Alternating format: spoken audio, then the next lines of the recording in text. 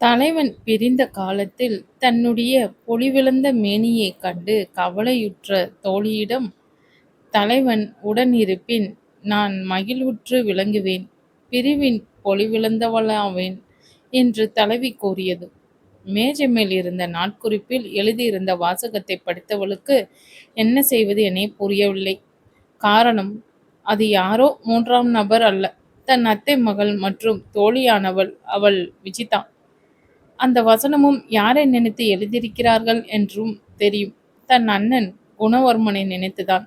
அவள் அதை ஏதோ பொழுதுபோக்கிற்காக எழுதியிருப்பதாக தோன்றவில்லை. தன் அண்ணனை பிரிந்து வாடும் துயரத்தில் எழுதியிருக்கிறாள். எவ்வளவு துன்பப்படுகிறாள் என்றும் தெரிந்தது. தன்னிடம் சொல்ல முடியாம தவிப்பதை தான் அவள் இப்படி தனிமையில் நாட்குறிப்பில் எழுதியிருக்கிறாள். அவளின் துன்பம் அவளுக்கு வேதனையை அளித்தது எல்லாம் தன்னால் தானே என்று. சிறு வயது முதல் தன் அண்ணன் குணவர்மன் என்றால் விஜிதாவுக்கு அலாதி பிரியம். இடையில் தனக்கு நடந்த பிரச்சனைகளால தானே அவள் இப்படி துயரப்படுகிறாள். அவள் யோசிப்பதிலும் காரணம் இருக்கிறது. தன்னால் அவள் துயரப்பட்டும் கூட தனக்காக மகிழ்ச்சியாய் வலம் வருகிறாள். இந்த துன்பம் இன்னும் எவ்வளவு நாள்தான் தொடருமோ? சீக்கிரமே இதற்கு முடிவு வர வேண்டி ஏதும் செய்ய வேண்டும். இன்னும் என்ன யோசித்திருப்பாளோ? விஜயின் உற்சாக குரல் கேட்டு நாட்குறிப்பை அதே இடத்தில் வைத்துவிட்டு தன்னை இயல்பு போல் காட்டி தள்ளி நின்றாள்.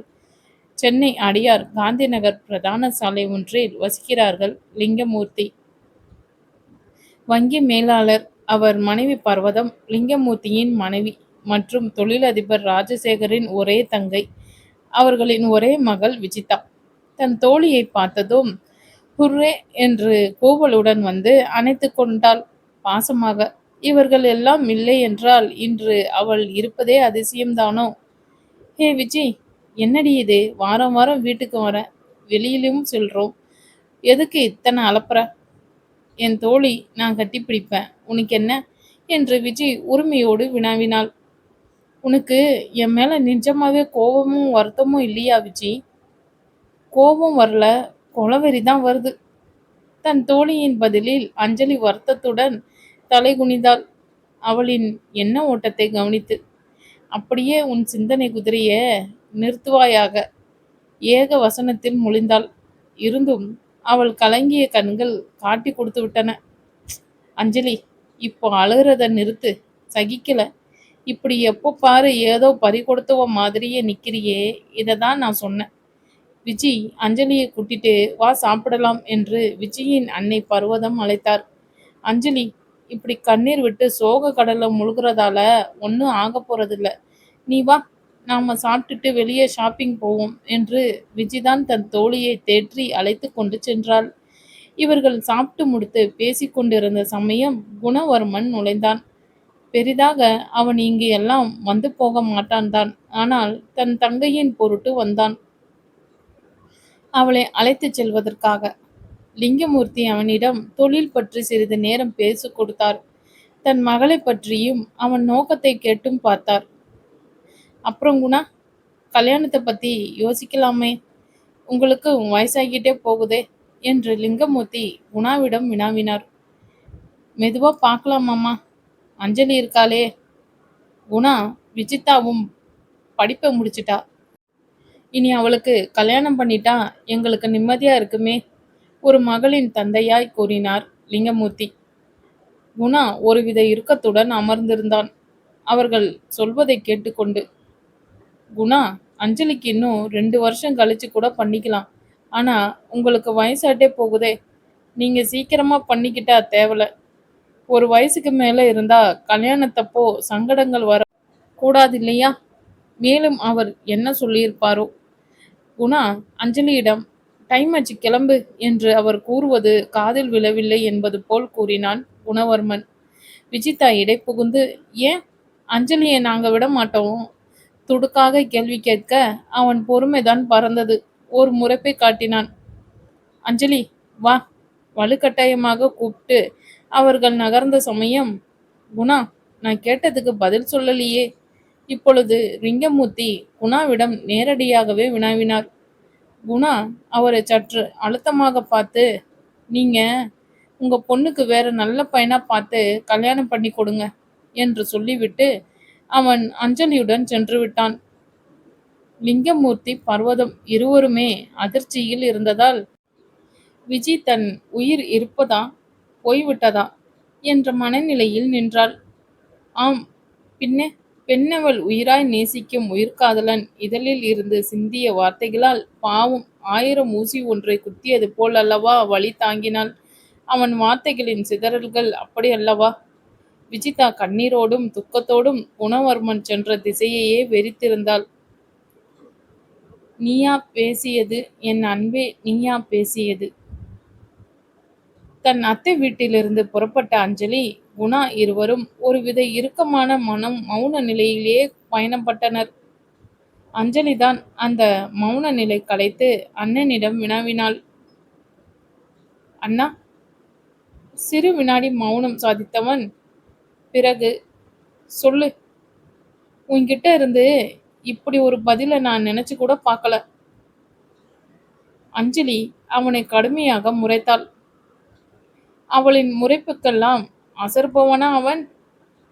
வேற என்ன செய்யணும் சொல்ற? அவளை கையோட கூப்பிட்டுட்டு வந்திருக்கணுமா, இல்ல அடுத்த முகூர்த்தத்திலே நாள் பார்க்கணும்னு சொல்லியிருக்கணுமா என்று அவனும் சூடாகவே வினாவினான். அப்படி சொன்னாதான் தப்பில்லையே. இப்போ நீங்க பண்றது எவ்வளோ பெரிய அநியாயம் தெரியுமா? விஜி உங்களை எவ்வளோ விரும்புறான்னு, மிஸ் பண்றான்னு தெரியுமா? தன் தோழி மற்றும் அதை மகளின் மனதை அறிந்தவள் தன் தமையனிடம் எடுத்துரைத்தாள். குணா அமைதி காத்தான். என்னன்னா, இதுக்கு பதில் சொல்ல மாட்டேங்கிறீங்க? இதுவும் பொய் நடிப்புன்னு இதுல எதை சொல்லணும்னு யோசிக்கிறீங்களா என்ன? இதுல யோசிக்க என்ன இருக்கு? உண்மை அதுதான் என்று இலகுவாக வினவினான். அவனின் பேச்சு தவறு சரி என்பதை விட ஒரு தங்கையின் அண்ணனாய் மட்டுமே பார்த்தான். அதனால்தான் அவன் அந்த வார்த்தைகளை உதித்தான். அது தன் அவளை காயப்படுத்த அல்ல என்பதை அவன் மட்டுமே அறிந்த ஒன்று. அஞ்சலி குணாவின் வார்த்தையில் உச்சக்கட்ட அதிர்ச்சியில் தன் குரலை உயர்த்தி அண்ணா என்று கத்தவும் அவன் காரை சடன் பிரேக் அடிக்கவும் சரியாக இருந்தது. நல்ல வேளை அன்று விடுமுறை தினம். ஆதலால் சாலையில் மக்கள் நடமாற்றம் குறைந்த அளவில் தான் இருந்தது. இவர்களின் வாக்குவாதமும் தொடர்ந்தது. காரை ஓரமாக நிறுத்திய குணா தங்கையை ஒருவித அழுத்தத்துடனும் துளைக்கும் பார்வையுமாய் பார்த்தான். அவளும் அப்படியே. ஆனால் அவளுக்கு தன் அண்ணன் சொன்ன வார்த்தையில் தான் கண்கள் கலங்கியது. அவள் கலங்குவது அவர்களுக்காக. குணாவிற்கு அத்தை மகள் விஜிதா என்றால் என்றுமே விருப்பம்தான். பின்ன தான் இருக்கும் இடத்தில் எல்லாம் அத்தான் அத்தான் என்று அன்பாக தன்னை சுற்றியே வரும் பெண்ணவளை வேண்டாம் என சொல்ல அவன் விஸ்வாமித்திர முனிவரா என்ன? அதனால்தான் அவன் இவர்களின் திருமண பேச்சை தாய் கூறிய போது மறுப்பு சொல்லவில்லை. ஆனால் குணவர்மன் நான் என் தங்கை அஞ்சலி கல்யாணத்துக்கு பிறகுதான் தான் திருமணம் செய்து கொள்வேன் என்று தன் பெற்றோர்களிடம் சொல்லிவிட்டான் குணா. விஜிதா அப்பொழுதுதான் கல்லூரியில் 3ஆம் ஆண்டு படித்து கொண்டிருந்தாள். அஞ்சலி 1ஆம் ஆண்டு அடியெடுத்து வைத்திருந்தாள். குணா எப்பவுமே சற்று ஜாலிதான். ஆனால் அழுத்தமும் அதிகம். தன் ஊழியர்களிடம் வெளியிலும் கண்டிப்பு தெரியும்படி நடந்து கொள்வான். இல்லையெனில் நிர்வாக பொறுப்பில் எப்படி வெற்றி நடை போட முடியும்? விஜிதாவை திருமணம் செய்ய ஒத்துக்கொண்டாலும் கூட ஒரு வரைமுறைக்கு மேல் நெருங்க மாட்டான். தன் காதலையும் சேர்த்தே பூட்டிக் கொள்வான். அவனிடம் பாசமான 2 வார்த்தைகள் எதிர்பார்த்து ஏமாந்து செல்வாள் பெண்ணவள். ஆனால் விஜி சிறு வயது முதலே குறும்புக்கார பெண் என்பதால் அவ்வப்போது குறும்புத்தனமும் தலை தூக்கும். விஜி குணாவிடம் சினிமா பாணியில் என்ன மாமா, சௌக்கியமா, உடம்பு எப்படி இருக்கு என்று கேட்டு அவனை தன் பேச்சில் கிறங்கடிப்பாள். உள்ளே அவளை ரசித்து சிரித்தாலும் வெளியே அவளை முறைக்க தவறமாட்டான். ஒரு நாள் விஜி கல்லூரிக்கு 1 மணி நேர கால தாமதம் அனுமதி பெற்றுவிட்டு ஒருவித படபடப்போடு நகத்தை பற்களால் கடித்து கொண்டு ஏதோ யோசனையில் இருந்தாள். இன்று அவள் வருங்கால கணவனும் தன் காதலனுமான அத்தை பெத்த ரத்தினம் குணவர்மன் பிறந்த நாள். அஞ்சலி இருந்தவரை அவனுக்கு வாழ்த்து சொல்லச் செல்ல எந்த தயக்கமும் தடையும் இல்லை. ஆனால் தற்போது ஏனோ ஒருவித வெட்கமும் தயக்கமும் போட்டா போட்டி போட்டது.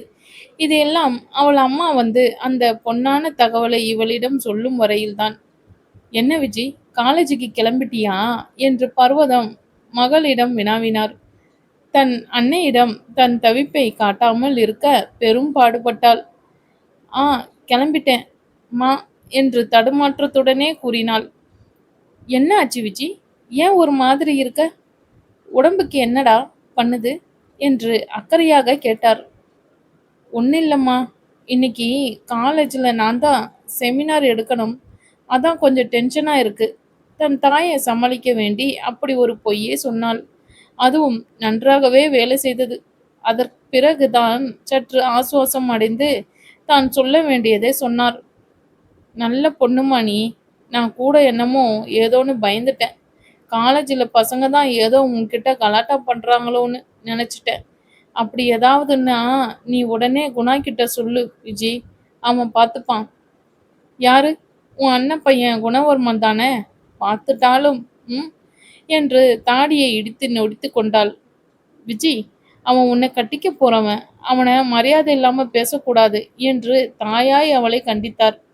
ம், ஷப்பா என்று திரும்பவும் தன் நொடிப்பை காட்டினாள். உன்கிட்ட போய் நான் கேட்க வந்தேன் பாரு. நானே என் அண்ணன் வீட்டுக்கு போகிறேன். நீ போய் காலேஜ் போற வேலையை பாரு என்று அவளின் பேச்சில் கடுப்படைந்து கூறியிருந்தார். விஜயின் மூளையில் மணி அடித்தது. ஐயையோ, நல்ல சான்ஸ் நாமளே கெடுத்துட்டோமே என்று மனதிற்குள் உரையாடியவள் சட்டென்று தன் தாயிடம் சொன்னாள். வேண்டாம் வேண்டாம், வயசான காலத்துல பாவம், உங்களுக்கு எதுக்கு சிரமம், நானே போறேன் என்று அவருக்காகவே என்பது போல் கூறினாள். அவளுக்கு தெரியும், வேற ஏதாவது சொன்னால் தன் ஆர்வம் தெரிந்து தன் குட்டு உடைந்து விடும் என்று, தன்னை அறியக்கூடும் என்று அவரையே திசை திருப்பினாள். இந்தா, இந்த இனிப்பை அத்தை கிட்ட கொடுத்துரு. இன்றைக்கு குணாக்கு பிறந்த நாள் ஆச்சே, நான் போக முடியல, கோயிலுக்கு போகணும். அன்னைக்கிட்ட நான் கோயிலுக்கே வந்துடுறேன்னு சொல்லிரு என்று கூறிவிட்டு அவளிடம் தான் தயாரித்த பலகார கொடியை கொடுத்து அனுப்பினார். ஓகேம்மா, பாய் என்று கூறியவள் சிட்டாய் பறந்திருந்தாள். இவளுடைய தன் அத்தானின் ஆர்வம் தெரியக்கூடாதல்லவா? அதனால் அடக்கியே வாசித்தாள். போகும் வழியில் ஒரு டைரி மில்க் சில்க் சாக்லேட் வாங்கி கொண்டு கிளம்பினாள். அண்ணா நகர் அத்தை என்று உற்சாகமாக அழைத்து கொண்டே போனாள் விஜி. அவர் சமையலறையில் தன் மகன் பிறந்த நாளுக்காக விதவிதமாக செய்து வைத்திருந்தார். அவள் அன்னை தந்ததை சேர்ப்பித்து விட்டு சிறிது நேரம் கதை அளந்துவிட்டு தன் அத்தானை காணச் சென்றாள். குணா மாநிறமான ஆணழகன்தான். அவனை வட்டமிட்ட பெண்கள் கூட்டமே உண்டு என்று சொல்லலாம்.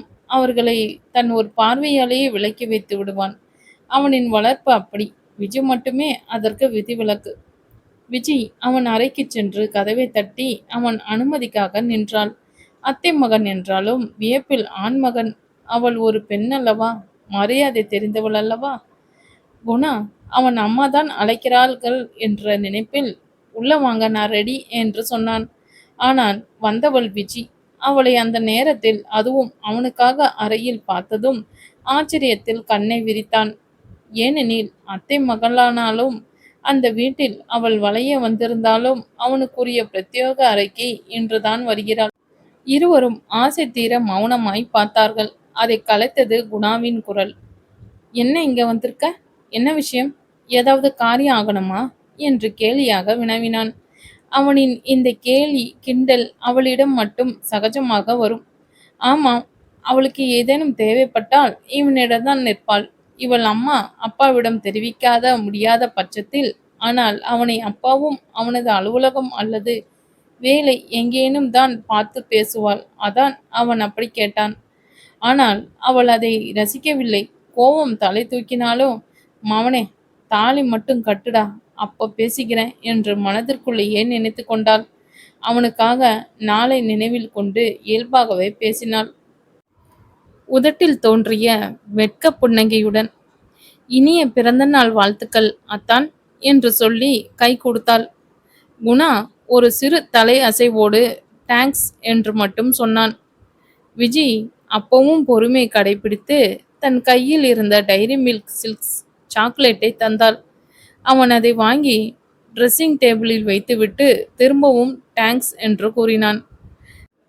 விஜி அதற்கு மேல் தான் பொறுமையாக இருந்தால் நடக்காது என்று அமைதியை கைவிட்டு அத்தான் என்று கத்தினாள்.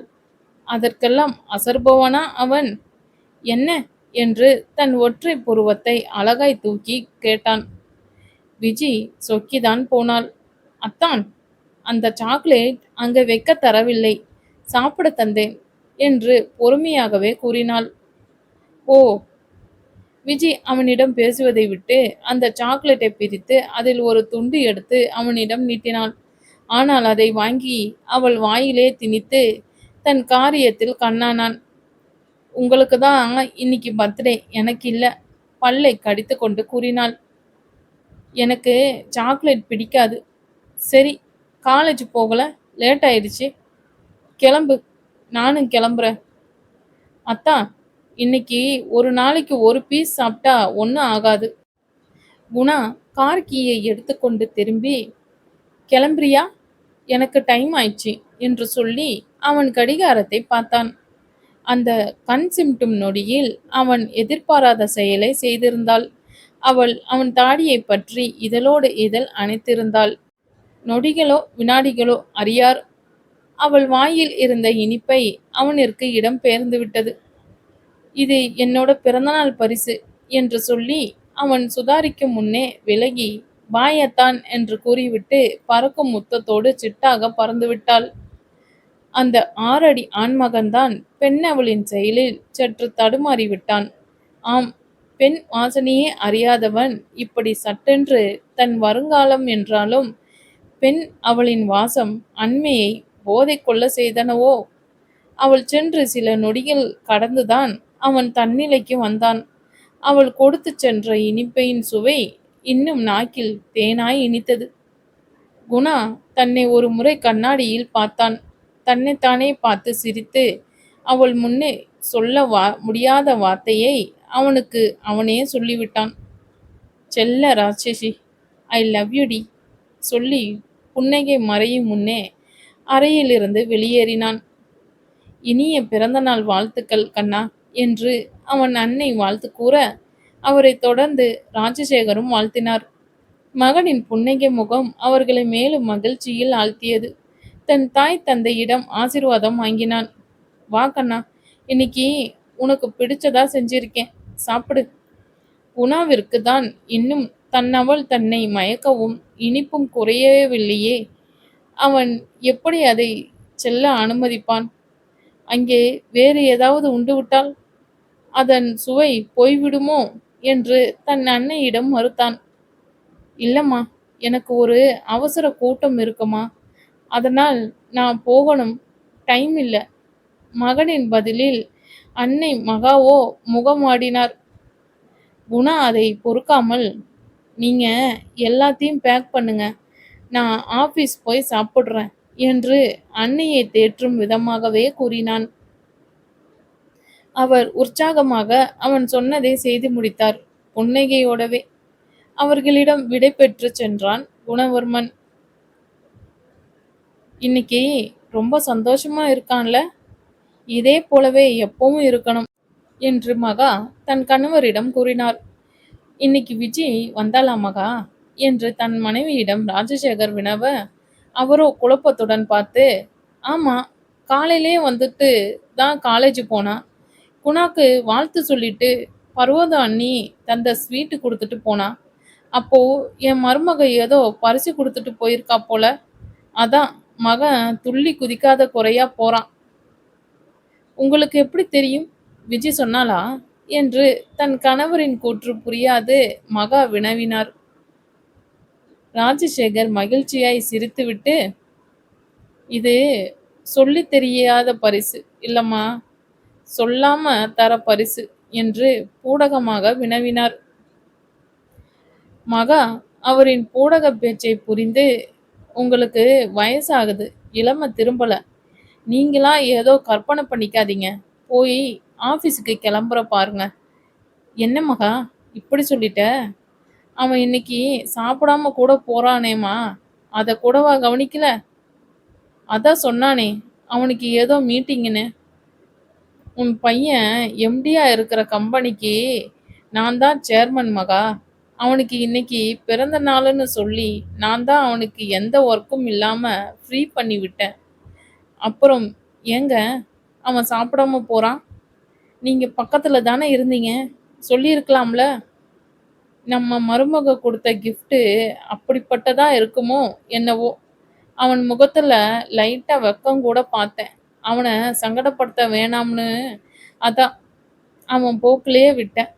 நம்ம பசங்க சந்தோஷம் தான் நம்ம சந்தோஷம் மகா. தன் கணவரின் கூற்றை ஆமோதித்து அவரும் மகிழ்ச்சியாய் தலை அசைத்தார்.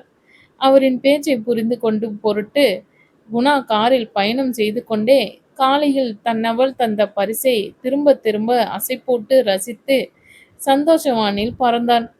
அதற்கேற்றாற்போல் தன் காரை பாட்டை ஒலிக்க விட்டான்.